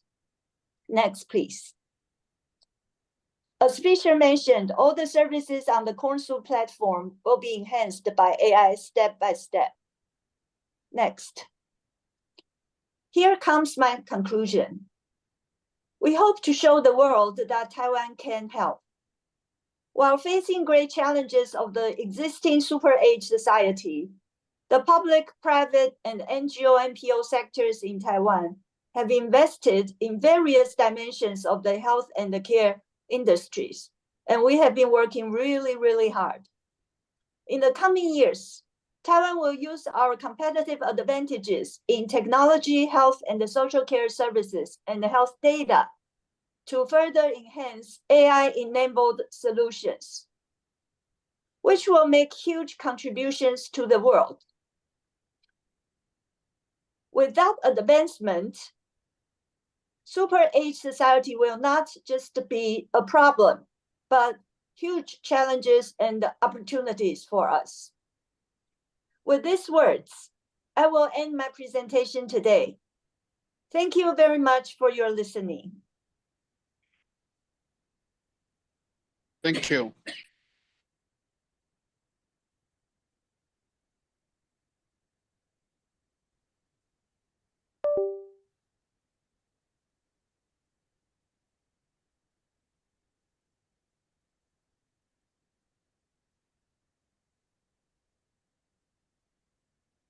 Thank you, Professor Young, for explaining the terms active aging and gerund technology and introducing the Cornsuit platform which offers services helping people achieve active aging through gerontechnology in this digital world. It is also our honor to have Mr. Fisher Lee, founder of the Dynalab, to talk to us on corn soup that he created. And congratulations to Mr. Lee for successfully introducing the corn soup to Japan. And we also thank the two assistants for helping us with the slides. Our next speaker is Sabine Lin, researcher at the Foundation for Women's Rights Promotion and Development. Sabine's research work involves integrating gender perspectives into online and digital marketing training to address the impact of digital technology on women's labor participation.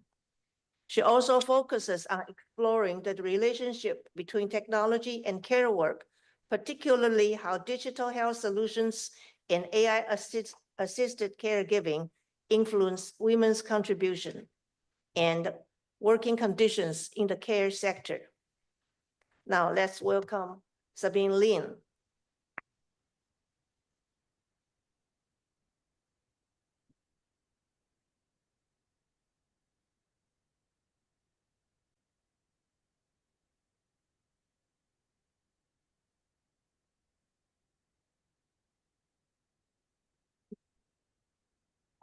Which one? Okay. Okay.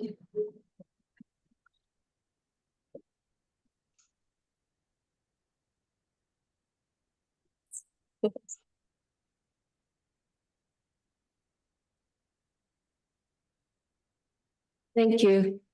Good day, everyone. My name is Sabine Lin, researcher of the Foundation for Women's Rights Promotion and Development. It's truly an honor to be invited to participate in this meaningful forums. First of all, allow me to briefly introduce our foundation. We are a foundation which is dedicated to advancing gender equality in Taiwan by acting as a bridge between the government and civil society. And at the same time, we also serve as a hub of resources and information, providing support for women's empowerment and development. Our foundation focuses on 3 key areas: to promote gender equality and women's empowerment. In policy advocacy, we bridge public and private sectors, advocating for policies that integrate gender considerations into decision-making. Through international cooperation, we engage in global networks, sharing resources and best practices to strengthen gender initiatives. In awareness and empowerment, we support grassroots organizations and disadvantaged women, providing skills and resources for a better future. Through these efforts, we strive to build a more inclusive and equitable society for all. Now, let's start with these 6 little icons. In the digital era, health technologies like telehealth, AI, IoT, cloud computing, big data, AR, and VR are transforming caregiving. As previous speakers mentioned, these tools enhance efficiency, decision-making, and care quality in both community and home settings. At the FWRPD, we have been long committed to promoting women's rights. With low birth rates and an aging population reshaping society, as you can see in this picture, one of our key concerns is how digital health advancements affect women who remain the majority of caregivers. With this in mind, I'm excited to share with you our project, Promoting Gender Equality and Inclusion in Digital Health Technology for Caregivers. Before I go into the details, I would like to highlight some key statistics that show why this topic is so critical. Please refer to the slide showing the International Labor Organization data pie chart. Globally, most paid and unpaid care work is performed by women. According to R.O.C, women undertake 80% of all unpaid care work in the Asia-Pacific region. Imagine that 80% of unpaid care work is carried out by women is an overwhelming majority. And now, let's look at the formal care workforce. Women account for over 70% of the global health workforce, including those employed in care institutions. This means that whether in unpaid or paid capacities, women form the backbone of the caregiving sectors worldwide. Additionally, according to OECD data, 90% of the long-term care workforce in OECD countries is also made up of women. Here in Taiwan, this gender pattern of caregiving is also obvious. Women make up 60% of family caregivers in long-term care. More specifically, women form 84% of home care attendants for elderly care and 83% of nurses and nurses' aides in nursing homes. What do these numbers tell us? They show that women are the primary users of digital health technologies in caregiving. So are these innovations designed for their realities? Are they accessible? Are they inclusive? These are the questions our project seeks to address. To better understand these statistics, let me share a real-life example. So last month, I got a call from my old friend. She's a stay-at-home mom with 3 daughters. And now her youngest daughter started school, so she was finally thinking about, okay, it's my time to go back to work. But then her brother called. So their mom was showing signs of dementia, easily to forget things and making up some stories that doesn't exist. So without any discussion, her brother sent their mom to her, assuming she'll take care of it, just like every other time when their mother has health issues. So once again, her plans to return to workplace were put on hold. This isn't just her story, it's a reality for many women. We are often expected to take on the role of primary caregiver. And this is exactly what our project seeks to explore. And to achieve this, our project is guided by 3 key objectives. First, understand caregivers' needs and challenges in using digital health technologies.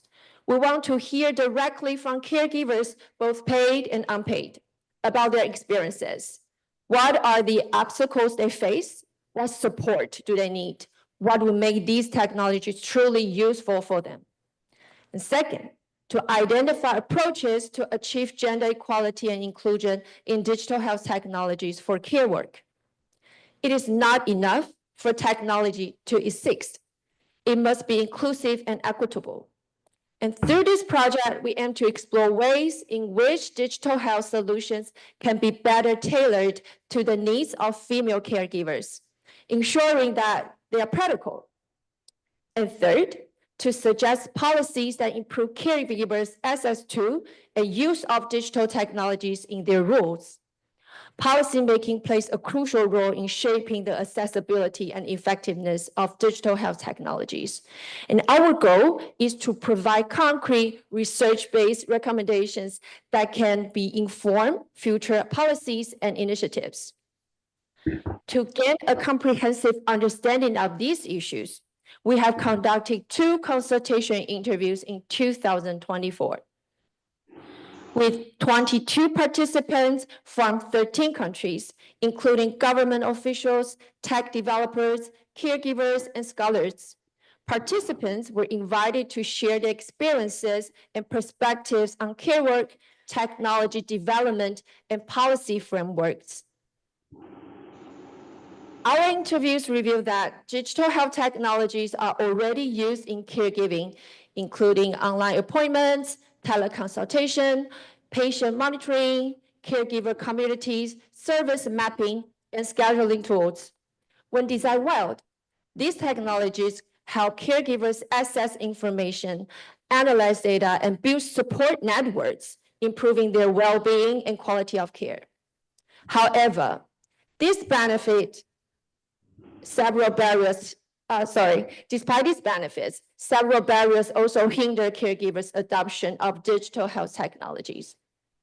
First, many caregivers struggle with low digital literacies and skills. making it difficult for them to adopt new technologies and limiting their ability to benefit from digital health tools. And second, even when caregivers try to use these tools, their complexity and lack of design for caregivers create challenges. Without sufficient support, caregivers may feel discouraged and abandon these tools. Third, cost. Cost remains a significant barrier. Many digital health technologies are expensive and making them inaccessible to caregivers who have left full-time jobs to provide care. Without financial assistance or subsidies, these tools remain out of reach for many who need them most. And fourth, stable internet access is crucial for digital health tools, but caregivers in rural areas often struggle with limited connections, hindering access to teleconsultations or online resources. Finally, language barriers further hinder adoption. Many caregivers, particularly migrant workers, face problems when using technologies not available in their native language. Without multilingual support or localized interfaces, these tools remain difficult to use. These challenges highlight the intersectionality of caregiving.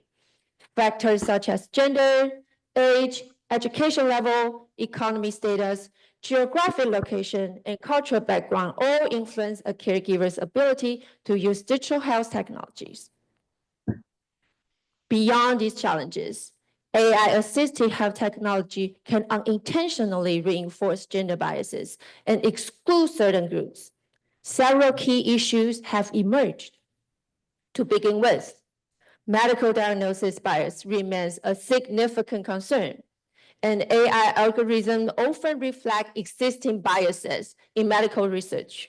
For example, the same symptom, such as heart palpitation, a feeling that the heartbeat is so fast, too far, or skipping a beat, may lead to a heart-related diagnosis for men, while for women, it's more likely to be misread as anxiety. Another pressing issue is voice recognition and interface design. Many caregivers are migrant workers or non-native speakers of the dominant language, making it difficult for them to effectively use voice-operated health technologies. In addition, data bias in AI training creates a serious challenge. Many AI models are trained on biased data set, leading to misdiagnosis for underrepresented groups. For example, AI trained mainly on data from white male patients may struggle to diagnose conditions in women or people with darker skin, resulting in misdiagnosis and delays in treatment. Moreover, there's a lack of culturally appropriate solutions. AI-driven tools often overlook cultural differences in caregiving, such as the strong family involvement common in some cultures. These tools, designed for individual care, may not align with collective caregiving practices, making them less effective for communities that rely on family support. Last but not least, gender imbalance in technology development limits the inclusivity of digital health tools. The underrepresentation of women in AI and health tech development means that many digital solutions are created without fully considering the unique needs of female care workers. So, how can we increase caregivers' access to digital health technologies so that they truly reduce the care burden and enhance work efficiency? Participants proposed several key recommendations. To make digital health technologies more accessible and truly beneficial for caregivers, several key steps must be taken. One important approach is providing digital skill training. Governments and care institutions should provide training to boost caregivers' digital literacy, while technology companies must offer ongoing support to help them navigate digital systems effectively. A crucial step is ensuring inclusive technology introduction. When new tools are introduced in care environments, all caregivers should be properly onboarded with sessions that explain the tool's purpose, function, and data usage to ensure smooth adoption. Additionally, improving internet access is essential. Governments should invest in expanding infrastructure in underserved areas, while technology companies can develop offline features to ensure caregivers with limited connections can use digital health tools without interruption. Affordability is another key concern. Many caregivers struggle with the high costs of digital health tools. To address this, government should offer financial assistance programs and subsidies, ensuring that cost is not a barrier to access. Lastly, enhancing gender inclusivity in AI-assisted health technology is critical. This means recruiting more female developers to bring diverse perspectives, involving caregivers in the design process through co-design, and collecting data from various caregivers groups to ensure the solutions are accurate and fair for everyone. By carrying out these measures, we can ensure that digital health technology truly improves both caregivers' well-being and their ability to provide care effectively. And now, I would like to take a moment to share what we have been doing in Taiwan to address caregiving barriers and gender biases in digital health technologies.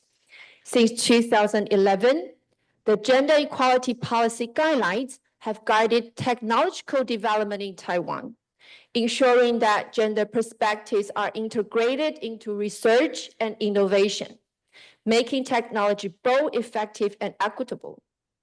Building on this, the White Paper on Science and Technology strengthens our commitment to gender equality by prioritizing inclusive technology and embedding gender considerations into research and innovation, supported by the National Science and Technology Council's guidelines for gendered innovation. Moreover, we recognize the importance of supporting female researchers. Many women face career breaks due to caregiving responsibilities, but through a dedicated program, we offer funding and incentives to help them re-enter the STEM field. By increasing women's participation in the sector, we ensure that diverse set of voices and experiences shape the future of digital health technologies. And finally, in 2023, the government approved the Action Plan for the Gender Technology Industry, a critical initiative that brings together various ministries to promote aging in the community and the development of people-centered gender technology. This plan not only focuses on digitalizing care facilities, but also integrates smart technology that aim to reduce the burden on caregivers and improve overall care efficiency. To conclude, our project highlights both opportunities and challenges of integrating digital health technologies into caregiving. While these tools can support caregivers, barriers such as digital literacy, cost, language, and gender biases must be addressed. By conducting inclusive policies, providing gender sensitivity training, and ensuring diverse perspectives in AI development, we can create a more equitable and inclusive caregiving environment. Through this forum, we aim to work toward a future where digital health technologies truly benefit not only female workers, but all caregivers, ultimately improving the well-being of all individuals in care. Thank you.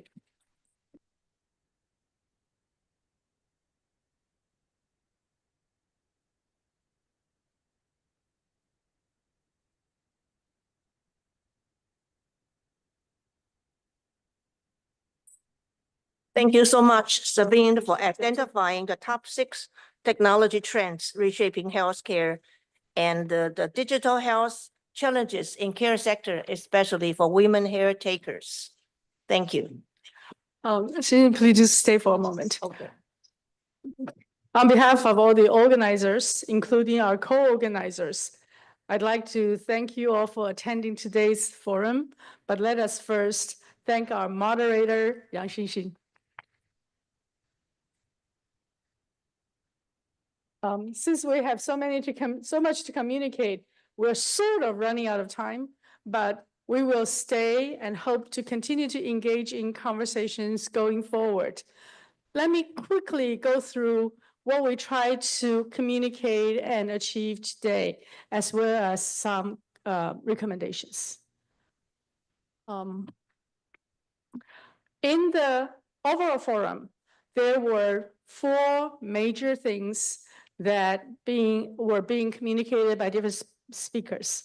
I hope to use this as the takeaways as you end this session and go back to your daily work. Let us continue to focus on a people-centric approach.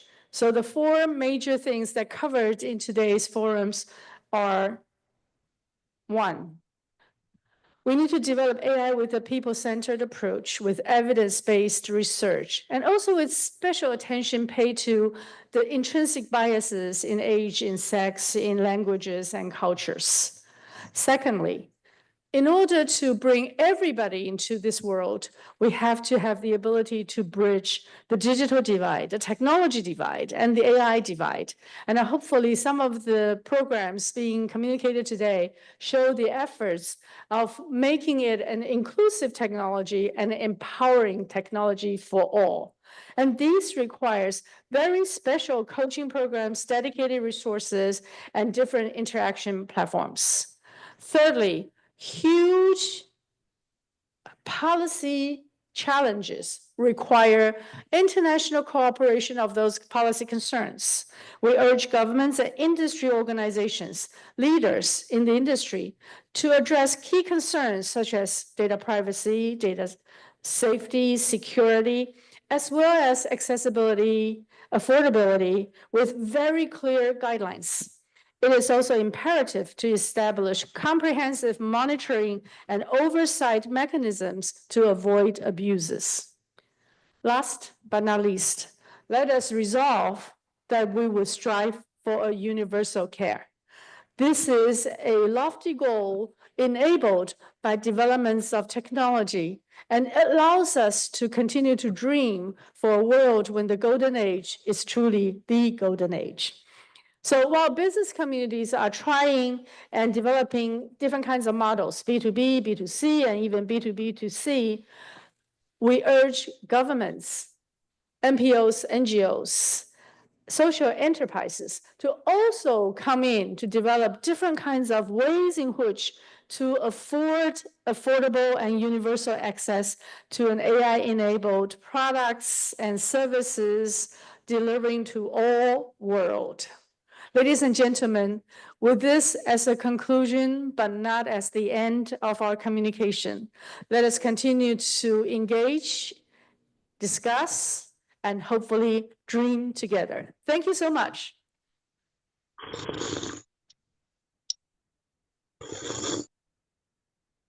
谢谢大家，我们想要一起照一张大合照，所以请各位都往前面来。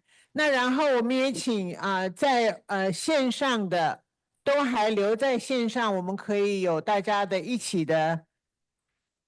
我们想要拿这个做背景，所以请各位到前面来，谢谢谢谢。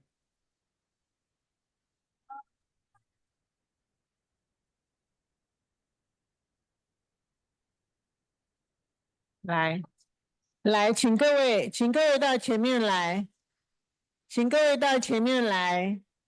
哎，你们2位不要走啊！你们2位不要走啊！你们怎么就跑了呢？竟然被我看到你们要跑了，赶快来前面。对嘛？我们有几位男生，不是只有你一个。来，往前面来。来，大家都来，大家都来，来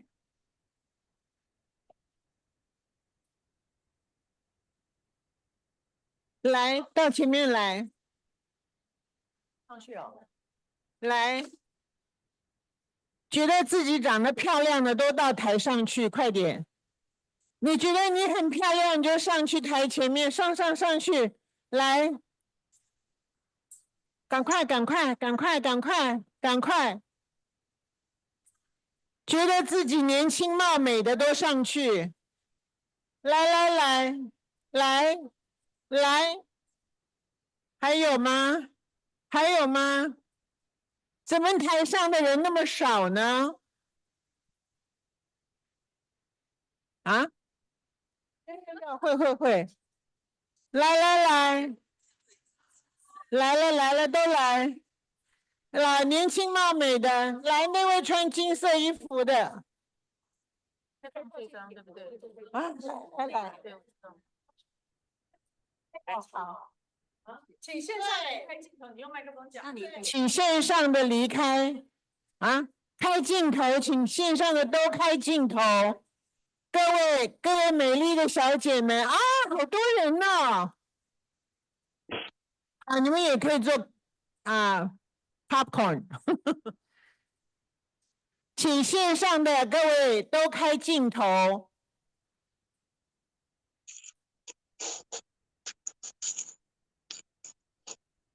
那你们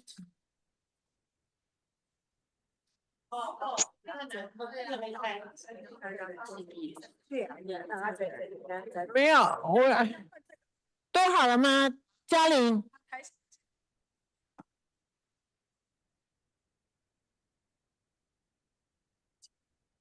我讲一下。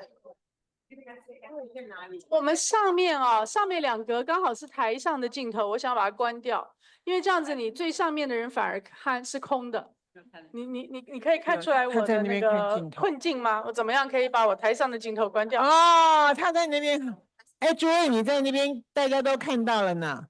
我要把台上的镜头关掉，你知道怎么弄吗？可以。好，要什么？他要关掉镜头。哦，我知道，我找到了。下面这边，在这。好，我把台上的镜头关掉。那这样那边还有一个空格是谁？还有一个。那空格是哪一个镜头？还有一个 R.O.C. 那是哪一个镜头？那个镜头可不可以关掉？好，隐藏起来。那我在哪里隐藏？那个画面上面按一下，点一下有个隐藏。我在这上面隐藏一下，这个吗？好。好多好漂亮的人在上面啊！看到那个Cindy，你们知道谁知道怎么？我要把这2个点一下，然后这里有看到了。好，隐藏，在这里啊，隐藏。哎，没有，这个还有一个要隐藏。等一下，我把这个再隐藏了才会看到你们啊！等我一下。好久没看到你了。好久没看见你了。这个关不掉，这个没有看到隐藏。他已经在角落了，就算了吧。诸位要不要下来？还有一个叫 G 码的没有开镜头，因为你在上面。镜头要先打开一下。我的镜头我关掉了。还有一位林春凤。我是关掉了啊。有一个叫 G 码的没有关。好，你现在好了那我下来了。这是我们那边来一次，我还是要把这个关。好，我现在下来了。第一个没有开镜头在。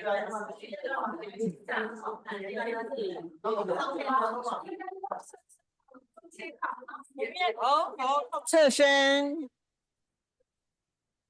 在这里。好了，那个尽量往中间了。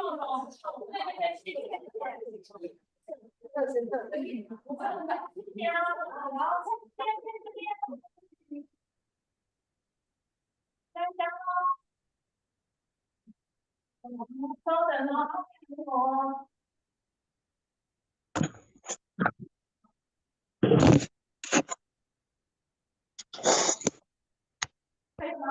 等一下。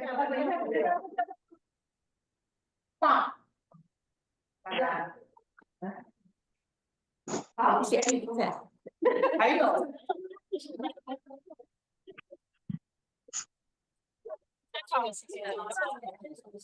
那最后我可不可以邀请那个翻译的人从里面走出来，我们大家一起谢谢张谦的同意，谢谢啊，谢谢。